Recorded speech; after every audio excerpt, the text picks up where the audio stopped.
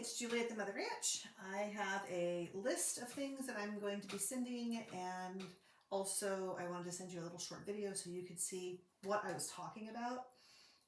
The list isn't long, and I also will send you an Amazon list as well.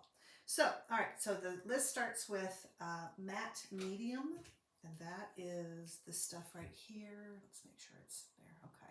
I think everything is going to be backwards, so that's fun. Matte medium, this is for collage, that kind of stuff. This is the brand I have. The one that I have put in the Amazon list is a different brand that I've not used but is inexpensive, so yay. I get most of my stuff either from Amazon or I go to Jerry's Artorama. That's on Old Wake Forest Road, which is, a lot of people know where, oh my God, it's suddenly just gone. The melting pot. The melting pot, that's where the melting pot is in that same little shopping center right there. Trader Joe's is there as well. So if you know where those things are. Otherwise, just look up Jerry's Artorama and you will find it. So that's number one on the list. The second thing is, let's see if I can get these. Okay. Is acrylic ink. That's what they look like. This is this brand. This is Daler Rowney, and this happens to be the brand that I have. I'm asking that you get a few colors that you like. So if I were going to the store right now, and I was being told that, I would probably get these three colors. I like pink, I like teal or turquoise, and I really like this color here, which is also really nice with pink. These are, I can't remember, maybe $8, $9, $10, something like that. The one I put in the Amazon list is a group of 6 different brands, and they are, let me look, I've got it, I have it pulled up here on my phone. Yeah, a group of 6, and they're $12. So these are a little bit more expensive. I like them. It's all I know, so I don't know what the other ones are. Okay. So your favorite colors. If that is freaking you out and making you feel like, oh, I don't know, you know, either look around online and think about your clothes, like what's in your wardrobe, what you'd like to wear if you're going to a party, or just call me or text me. We can talk about it. All right, then on the list is Posca pins. So these are Posca pins, and I'm asking that you get a black one and a white one. And this size is right there, 0.7. Again, I think it's all backwards to you, but anyway, Posca, P-O-S-C-A. They are acrylic paint markers. The point, can you see that? There, super tiny, okay? So black and white. Next thing then, a basic watercolor set.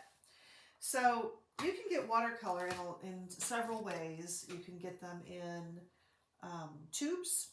I'm asking you, if you want to get them in tubes, feel free.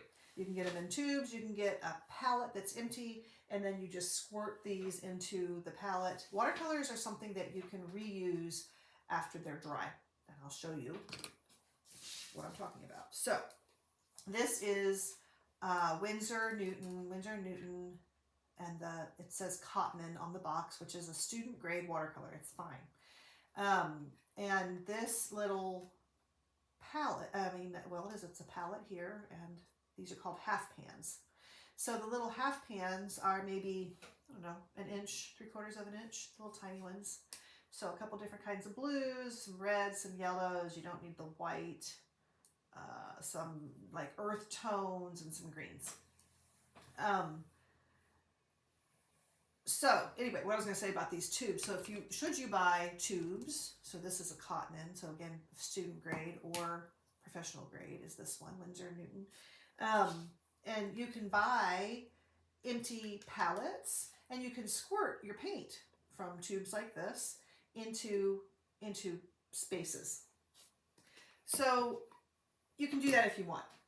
I personally wouldn't suggest it unless you think, I'm going to love this. I've always wanted to do watercolor. This is my big palette, and that's how I use it. It's got water on it, so I'm trying not to tip it all the way, is to use it with those, the tube paints, and then they just dry in there, and you just add water to kind of rehydrate. Okay, so this thing is super cheap. I think it's like 10 bucks. Good deal. All right, watercolor paper. So I have a couple different kinds. I use this typically for fine art stuff, less for mixed media or,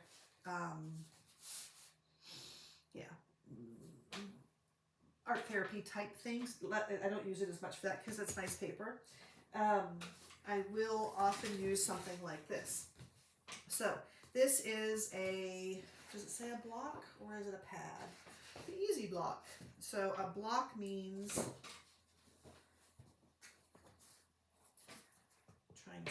okay. A watercolor block means that it is glued on all of the sides. See, that's all glued. And then it has this one little spot right there that you can stick a palette knife like this when you're done painting. Stick a palette knife in there and loosen the glue all the way around, and then you're just left with your single sheet. You can also get watercolor paper in pads. You can get them in a big sheet and cut it down. I have a video online. I'll have to post that too. I have a video on YouTube on how to cut watercolor paper down, so that's a possibility too. The one I'm looking for, the type, the thickness, is this 300 pound. It's fairly thick. 300 pound is what it's called, so you can see kind of the thickness of it there. You don't have to get that. You can get 140 pound. It will say right here on the pad or the block or the big sheet. A big sheet is like 30 by 22, something like that. So it'll say 300 pound cold press. That's what you want, cold press. Cold press means it has a little bit of, which you are not going to be able to see in this light, but it has a little bit of, yeah, there you can see it there, texture to it. If you can only find rough press, that's fine too. That means it's very smooth. It'll be fine. So anyway, so you're supposed to be looking, not that number, don't look for that number, look for that number.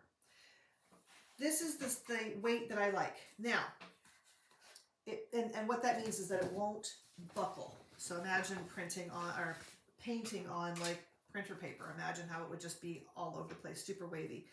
A 300 pound piece of paper will bend, but it won't buckle. So that's nice. But if all you can find is something that says 140 pound, that's okay too. You can get that. Or if it's cheaper and you just don't want to spend the money on 300 pound, that's all okay. You can get the 140 pound and in 12 by 16. Right there. 12 by 16 size. And then we'll have some cardboard or whatever, and I'll just have you tape it directly to the cardboard, and that'll help it to keep it from buckling as well. Okay, paper, that's paper. And then, paintbrushes. Okay, so paintbrushes, I would like for you to get maybe 3 or 4. These are all watercolor, well, not this one, but the rest of these are watercolor brushes, and they are considered rounds. They're called round. So I would say something along this, this is a 12 right here, and this is a 10. There you go. So either a 10 or a 12. And the reason I like well, we will be using watercolor, so that's partially part of it, but also they have a nice point on them. And then they have a nice amount of, this size, I don't know what that would be called, and I should know. We'll just call it the body of the brush, is fairly big, and it holds a lot of water and a lot of paint, which is nice. And then that nice little point on there helps you as well. Okay, so either a 10 or a 12 would be nice. And then either an 8 or a 6. This way. 8 or 6. So something along that, one or the other. That's kind of a medium size. Maybe a 4. These are all rounds. That's the name of the brush. The style of this kind of bristle is a round. And then I don't think, actually just do that. Just get one each of these. One largish brush, one medium brush, one largish brush, one medium brush, and then a size 4-ish, 4, something like that. I'm going to have a bazillion of these. I have a bazillion of these. These are just detail brushes. You may or may not want them. There's no point in spending money because I have them. So, okay, that's brushes. 10 minutes in. All right, what else? Then, some things you might find fun to have. If you're at Jerry's or wherever and you find, so this is super, super cheap. This Soho Urban, what does it say backwards? Soho Urban Artist. I found it at Jerry's Artorama. They're fun. They're, you know, pearlescent, so that's kind of a fun watercolor. I was surprised at how much I use them in mixed media. So that's something.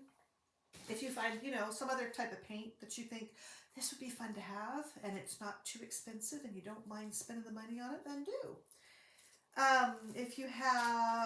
If you're crafty and you happen to have stencils, that's fun to have.